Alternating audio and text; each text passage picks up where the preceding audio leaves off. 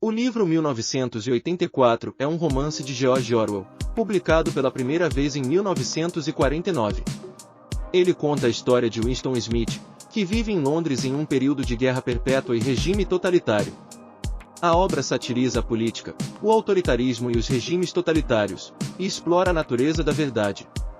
O título do romance refere-se a duas coisas: o ano em que se baseia 1948 e o ano que muda tudo 1984.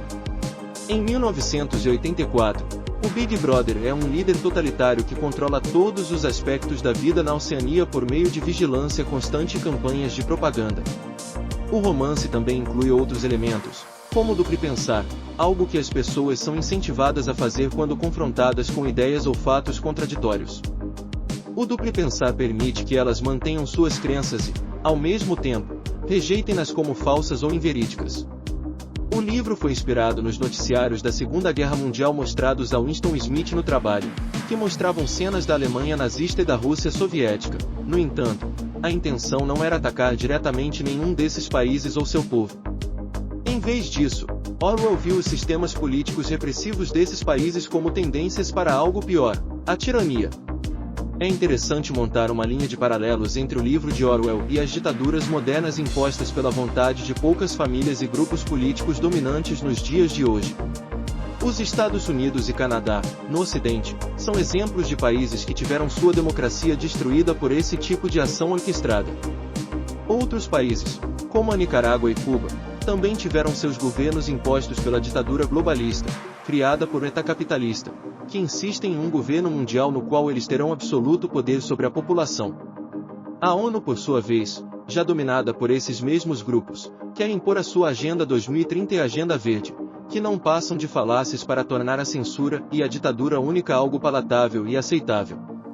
Infelizmente, muitas pessoas ainda acreditam que assuntos largamente divulgados pelos grandes grupos de mídia correspondem à realidade e às necessidades dos habitantes do planeta. Mas, como é explicado no livro de Orwell, o governo tirânico de Oceania, um dos países fictícios do livro, faz com que a população acredite numa guerra eterna que não existe.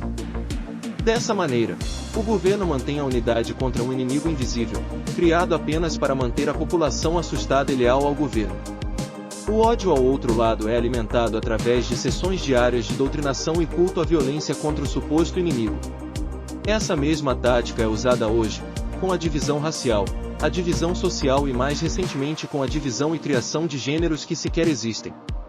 O livro de Orwell, infelizmente, não tem um final feliz, mas deixa um aviso às gerações futuras sobre a manipulação da verdade, através da supressão de vozes dissonantes, reescrevendo a história ou eliminando a contestação dos grupos de poder dominante, que não estão preocupados com a liberdade humana, mas apenas em manter seu status de domínio a qualquer custo.